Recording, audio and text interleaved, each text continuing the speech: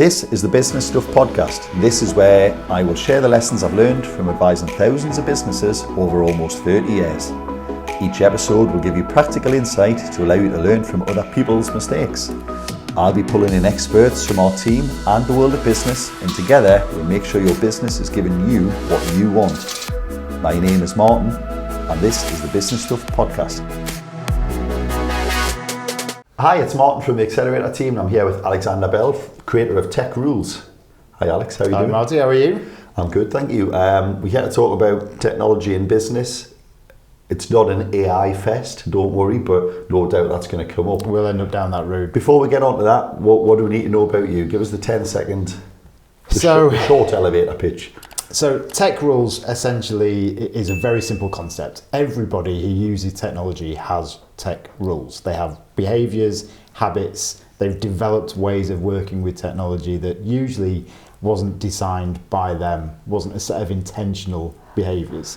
And so Tech Rules just puts a word, a phrase around that behaviour, right, and kind of gives people the opportunity to step back and say, wow, well actually, yeah, now you come to mention it, I think I could actually create my own tech rules or tech rules for my business or for my organisation or employees that can actually have an improved benefit with that relationship with technology. Right, so you're neither pro or against, or it's just... We'll find out in this episode. It sounds like making sure the way you're using the tech is suitable and ties in with what you're trying to do. Is that it? Yeah, it's beneficial. That's, it should ultimately, help. Yeah. Technology should help people and improve people's lives. That's fundamentally why technology exists. Yeah. But it's very often not the case. Where do people see this in practice then? So, so we're an accountancy firm, we've got software that does all kinds of things. If you are doing an audit of how we use tech, where would you start? Or what are the symptoms of someone who's not got proper use?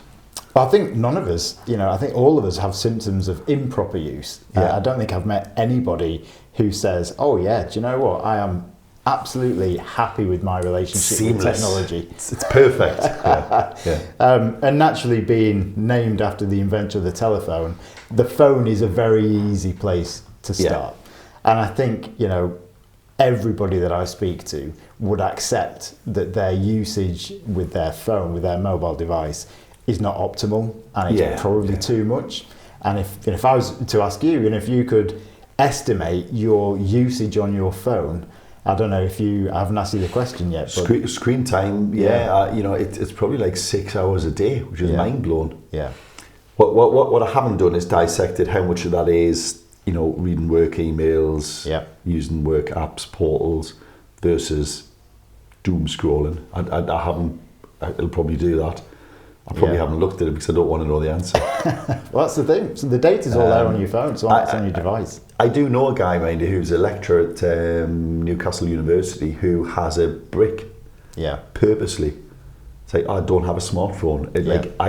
I've weighed up, and the advantages of a smartphone are less than the disadvantages. So I just don't have a smartphone. Yeah. Which I think is a bold... It is. I've thought about it, and I'm like, yeah, I can see. That would be handy. Yeah. But then who would take pictures of random things lying on the floor and menus and tickets and, Yeah. Well, I've almost come full circle with that idea and concept, because in lockdown, when this all came to a head, and the reason I sort of started on this journey of tech rules, which we'll come to, one of the sort of issues when I was looking at my own phone usage was, well, why don't I just get rid of it? Why don't I? And I came very close to it. I actually posted my phone to myself second class as well. So it gave me a sort of a 3-4 day, it was about 3.5 day break. And I thought, let's do it. I was a bit worried that it wasn't going to make it back given the reliability of Royal Mail, but it did, and it was in one piece. It came back. And I kind of, you could have just left it at your granny's for a couple of days or so. I'll get that on Sunday. Yeah. It might have been easier. But it I like was the boldness of that. Yeah, though. it was uplifting. Where's your phone? It's away for a couple of days. The moment of literally posting it and handing it over felt like a really big sort of moment. But it came back, and within 24 hours, I was right back to the exact same behaviours, habits, usage as I was before. It took no time at all for all of those things, and it's even worse because it was almost playing catch up of the things that I'd missed out on. You've got to scroll twice as much to get to the bottom, and So I then kind of thought, well, that was a good experiment, but it's not going to solve it. And then for the best period of it's been almost 3 years now, I've just been much better at using my device less and getting rid of some of the apps and being very critical of the time that I'm using it. And we'll get into some of the sort of the tips and the tactics that I use. But recently, the new iPhone came out, and one thing that I said that I was never going to do was upgrade my phone. I'll just keep hold of this old Samsung, which locks me out of some of the it was the flagship model back then, so it was a great phone. But newer apps, I can't use it. Can't use it, yeah. But the iPhone came out, and I managed to convince myself that I needed this new iPhone. You can't be a tech writer if you don't know. and the reason was, I have a background in photography, so it sold me on all the lenses and the options and the video quality, and so the cinema mode's mental, isn't it? And so I got the new iPhone, and within a couple of sort of days of getting it, I just kind of thought, I've just been hoodwinked. Like, it's not that much better. There's no massive improvement on the phone. The camera's a little bit better, but I'm not going to put down my Sony camera for it. Yeah, eventually they'll catch up, but right now they haven't. And so I've reached a point where I kind of feel like I'm ready for my brick moment. Yeah. And I'm actually in discussions with somebody at the moment.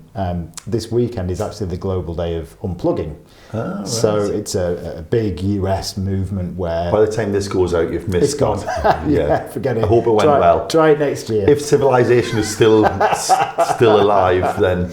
Yeah. So this is a sundown on the Friday to sunrise on Sunday morning. But it comes from this idea of the Shabbat. You disconnect and you get rid of it and everything else. It's a great concept, and so this day of unplugging has been going since 2009, I think. And it's a great concept, but it's almost impossible for everybody to do. That is just far too long of a period. So unplug as in don't use your phone, or don't watch Netflix, don't use TV? Well, it's open to interpretation. So I presume there's extremes. And the idea is that some people will just unplug for an hour, some will do longer. It's kind of open. This is all really like this is relevant as well, because just in case anyone's thinking this is a business podcast, but those 6 hours on a phone, or the 8, the 9, the 10, I dare say there's people looking at those numbers. Yeah, they're inevitably affecting the workplace. Yeah, of course. And people are probably justified. Yeah, but I was checking my work email, or it was a work Teams chat, or I'm sure it was. But the thing you did after, they seem to have gotten great at making it so easy to go to another app so you can check in before you know it. You've sat and think, why did I pick my phone up again? And it's that why did I walk in this room moment? Yeah. But it's happening like dozens of times a day on phones. Yeah. So what's the impact on workplace and productivity then? Yeah, because that's where we're going, isn't it? So there's the age old, once you're distracted, it takes 23 minutes to get back to. I don't think anybody really believes that, because once you're distracted, you don't sit there for 23 minutes before you start working again. I think it's before you're back up to full kind of flow, isn't it? Yeah. So the science stacks up. Yeah, but so I think if you're at 100% productivity and you're disrupted, you might start from 50% again and quickly get up to 70, 80, 90. Yeah. But it's not just the 10-second interruption. It's on an hour's job, it probably knocks a couple of minutes off you, doesn't it? Yeah, exactly. But I think a lot of people struggle to engage with that. Well, I'm being interrupted, but I'm very quickly back to a task and everything else. So we're very guilty of kidding ourselves that multitasking, is an effective way of working. We all know it isn't, but we also all know that there isn't really an alternative. We all have to multitask. Well, is that not where, you know? So when you look at the amount of time that you spend on your device, and even worse, the frequency of interaction with device, because that's actually the killer. Because it's not point. 6 1-hour blocks, is it? It can be, I can't do the maths, between 100 to 245 minute blocks, isn't it? And if you were to map that on a 24-hour period, you'd see, and I did actually do this on my own usage, you can see that it's on average, you know, within every 6 minutes, you are checking your phone. Which is crazy, isn't it? That's an addiction, isn't it? You know, people do claim it as an addiction. It's people who don't smoke that many times. Well, I kind of say, that's like a 100 a day habit, isn't it? Yeah. If you were likening it to cigarettes or alcohol, you know, you kind of, it's that you're in the doctors and you say, oh, how many units a week are you having? Or, you know, well, you know, a couple of bottles of wine on a weekend, but, you know, it's not a problem. Well, actually, you've actually had 20 shots. Yeah, your phone use very quickly, you know, gets into a stage where it's binging is what it is. Yeah. You know, if you were to eat that many packets of crisps or that many biscuits or any other behaviour. Yeah. Exactly, it would be classified as an like if you did a press up every time you picked your phone up, your arms would be so pretty quick, wouldn't they? Yeah. You know? But you're right in what you say that it's not all bad. It's not all bad usage. But I think when you start to analyse, there is an awful lot of repetition. So do you really? Email is the biggest issue. Do you really need to check your emails 342 times a day? You don't. And the amount of people that will sit with their inbox open, guilty of this for a huge period of my career. Inbox open, almost responding real time, certainly reading it as real time as you can get. But then not getting on to the hour that you blocked out. Yeah. I long for the days when email wasn't kind of instant. Yeah. And you had to set Outlook to purposely check every 15 or 20 or an hour. Yeah. Because then you got a ping maybe once an hour. Yeah. And it was all right. And there wasn't 500 emails. You got 10 emails. You know, obviously, I'm old. Yeah. But, you know, I think I'm not sure that we're more productive now. No, definitely not. And we're less patient, I know that. There's a guy I interviewed recently who is a huge tech, big AI advocate. And he had a digital agency down in Bristol. And he decided to just get rid of email internally for the organisation. I think he had a team of about 20 people. I saw a young lad speaking at an event. They use Slack, that's it. The only internal communication is with Slack. Yeah. Nobody has an email address. Yeah. I thought, wow. Well, it must be a different guy because the way he did it was viewed as an external thing. It was more on a customer service not angle. into it, yeah. It was a case of if somebody emails us or you, it's external, it's probably a client, we need to engage with it as quickly as possible. Any internal comms goes off onto Slack.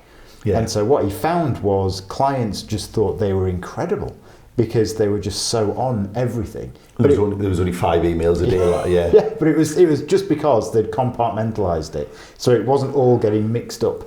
And that's an immediate thing that people could, I've tried so many times internally to say, don't copy me in on an email unless you want an action. I don't want you to cover your own back. Yeah. But I think you might have posted about that recently, didn't you? The cover your back email.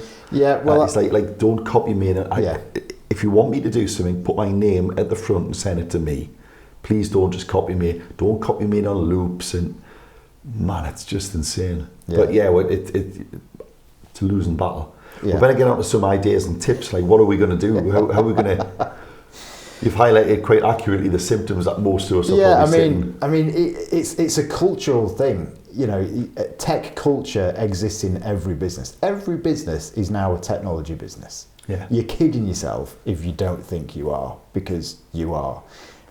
So I think that's where technology, you don't need to have a CTO, you know, to have a tech culture. And that's where this idea of tech rules for organizations can come into it. Yeah. Because you can have your mantra on the wall that says, you know, right, between 3 o'clock and 4 o'clock, you know, we don't email each other. Don't send or expect it. Exactly. Yeah. Or you could ban it up until 12 o'clock on a Monday morning. Yeah. You know, ban it for Friday afternoons. Find a time or some break that will work. that people can just go, at least I know from that period I'm not going to get bombarded by people. You know, it's trying to find ways of disconnecting. It's it funny doesn't as well have to be a lot to have a big because you think the world's going to fall apart, don't you? Yeah. But it probably isn't. Yeah, it doesn't at all. I mean, my approach to email now, I'm relatively fortunate that I don't have huge teams of staff anymore. It is that I regard it a bit like a second-class stamp. I kind of don't care that much for email anymore, and I don't kill myself to try and get to inbox zero because I'm not that type of person. I never ever will be. So I view it as if an email comes in and it's super important, of course I have a system and I deal with it, but it moves it away from the email inbox. Yeah. If I go onto my inbox now, it's a mess, but I don't care about it that much. That's not how you're tracking your productivity. Yeah. So I've managed to create. Is that your first tip then, is it? Yeah, I guess it's creating a barrier between you and the inbox, and that's very difficult. It's easy for me to sit here and say this. It's very difficult for somebody who has a manager and has several levels of management who's above them, firing emails into them all day, every day, that they have to respond to. Asking why they haven't responded within 20 minutes. Exactly. So that's where this idea of a tech culture needs to come from the top. It's funny because I get emails and it's like, I need to speak to you urgently. It's like, why didn't you pick the phone up? Yeah. Like, why would you assume I'm urgently monitoring my inbox? Yeah. Which is the expectation. Like, it's crazy, but that's where we are now, isn't it? Yeah. So if you can have a hierarchy of communication, I think that's a really important thing for a business to have, which says, look, if it's super, super urgent, if it's, red flags, alarm bells ringing off, then, you go to the phone as the first instance, and then you follow that up with, a text message or, then an email, rather than the other way around, which is what usually happens. Email goes off, they haven't responded in 10 minutes, you're on the phone, why haven't you checked your email? So that's, again, reinforcing this idea. And if you don't answer your phone, they're knocking you down and go, why didn't you answer your phone? It's like, well, it's been 10 minutes. Yeah. So, it's systems, essentially, that need to be in place. And who needs to drive that then? It's got to be led from the top, hasn't it? It does, but I think it's a conversation that needs to involve everybody. Yeah. Because you can get everybody in a room and say, right, who works best in this way? Who works worst in this way? Get some idea, because certainly the younger generations who know no different. I can remember the time without email, before text, without really the internet. Yeah. A lot of the younger generations don't. So this is second nature to them. And a lot of them actually prefer, to communicate in that way. They would hate you to pick up the phone. There's no. I've got a son who I've never spoke to. Yeah, exactly. He lives with us. We're not estranged. So you've got to try and cross that cultural divide as well, and you've got to involve them in the conversation. But until they are made aware of actually how unproductive working that way is, then you can start to unpick. But if you've got this big divide where you've got people at the top who remember that world without pings and dings and buzzes, and you've got this other, people sort of generation coming into it, expecting that all the time and almost getting high off, off the level of alerts that are going off, then nobody's really happy and nobody's really benefiting. Yeah. So it's about bringing it into the middle and saying, well, it's interesting as well, because we talk about this, and I think it was Elon Musk who said something about. So slight variation, but he said, the people who can work from home, that's like a first world privilege. If you're digging a mine, you can't work from home. Yeah. So he was kind of like, I don't think it's fair that people work from home and there's certain jobs who can't. Mm. And equally, it's like, I need to be able to check my phone all day. Well, hold on, the guys on the production line at Nissan can't. Yeah. They lose a finger if they're arsing about. It's like, so it's not even like evenly distributed even within, neighbouring workplaces, is it? No. Like, those people manage all day without their phone on a 12-hour shift. Like, they manage. Yeah. Like everybody used to. I think one word you mentioned there, which I think is so important to this, is privilege.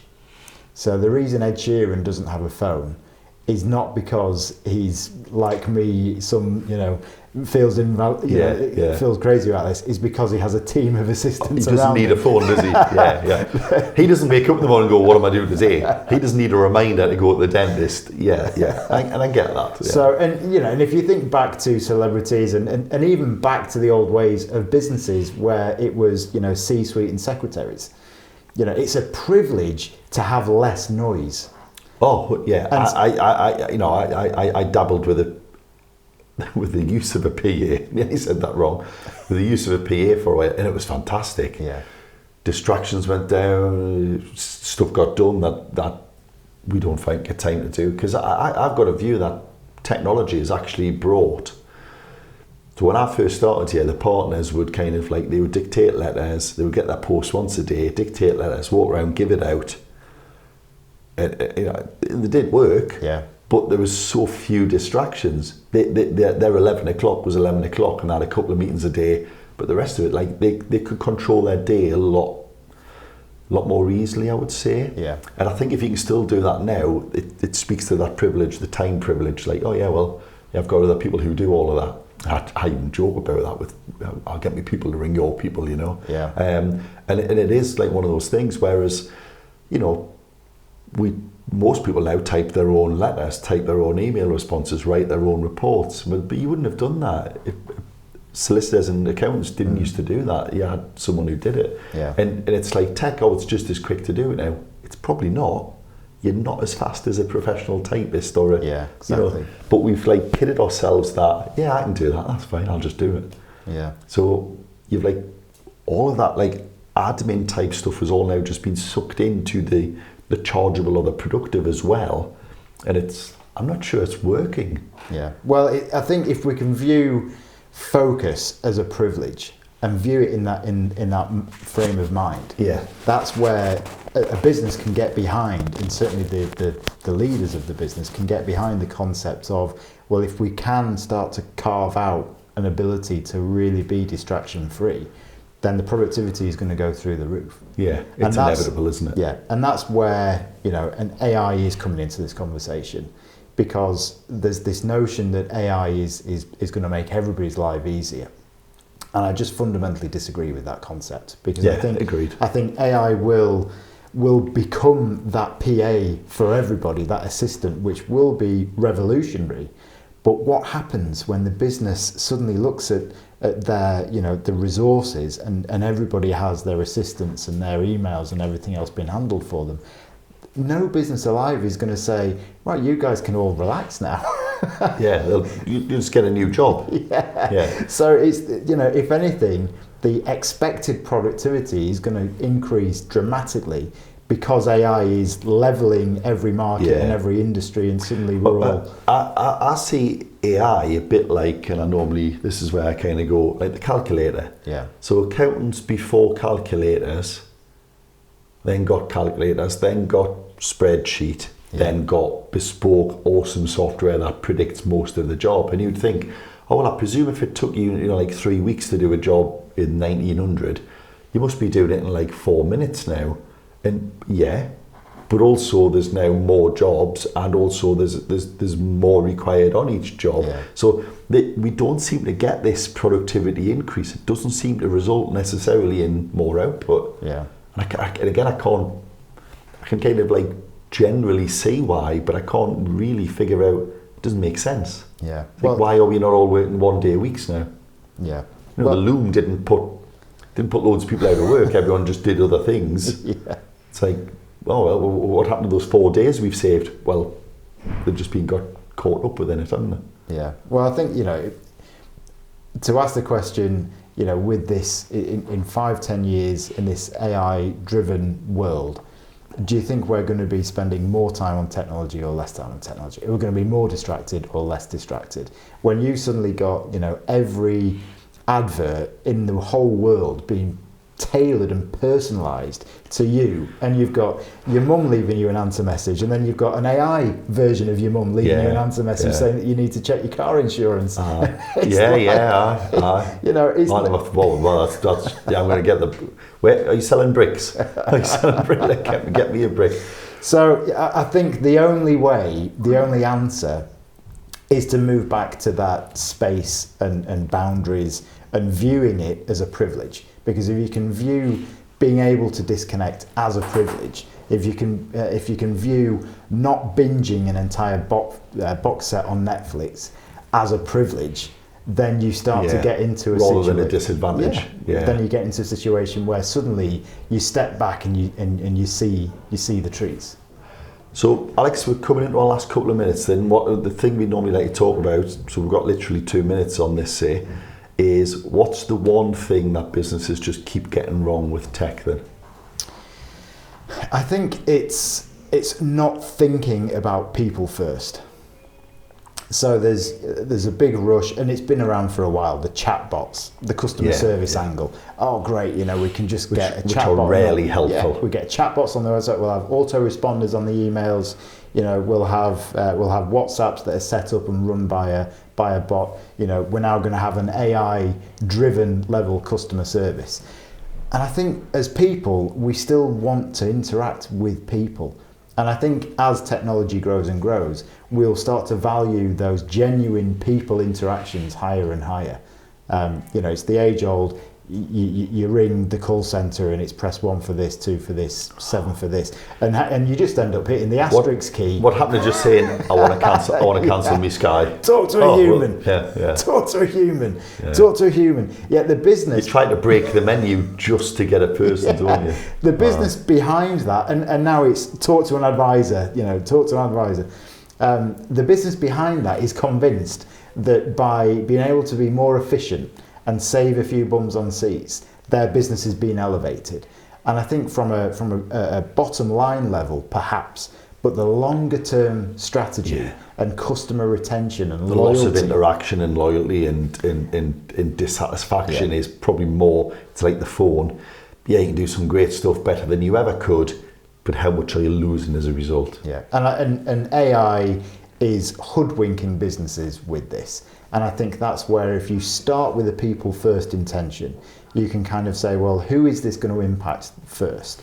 And whether that's internal employees or external customers, I think that's where you can look at a tech solution or a system or a piece of software or a smartphone and say, right, are the benefits really human benefits? Because if they are, great. If they're not, is that what we want to be known as an organisation? Yeah.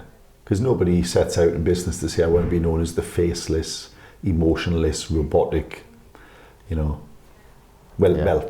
some might, maybe, who knows? But that's certainly not what a lot of people are. Yeah. I think all the research and all of the stats show that customers and consumers don't want that. No, and it's happening. Yeah. I blame the automated tills at supermarkets. That's where it all began. Well, we all walk down the high street and we kind of say, "Oh, isn't it so sad that the high street is just so dead now?" As your price checking stuff on Amazon. Exactly. You stand in front of the thing, just buy it. Go back home and there's like 17 parcels that have been delivered. Yeah. So it's people are the most valuable asset in an organisation. Well, they still are, and they still should be. Awesome. So, Listen, Alex, thanks very much. Creative Tech Rules, upcoming author. Yep. Book at some point. Alex is linked in the comments below.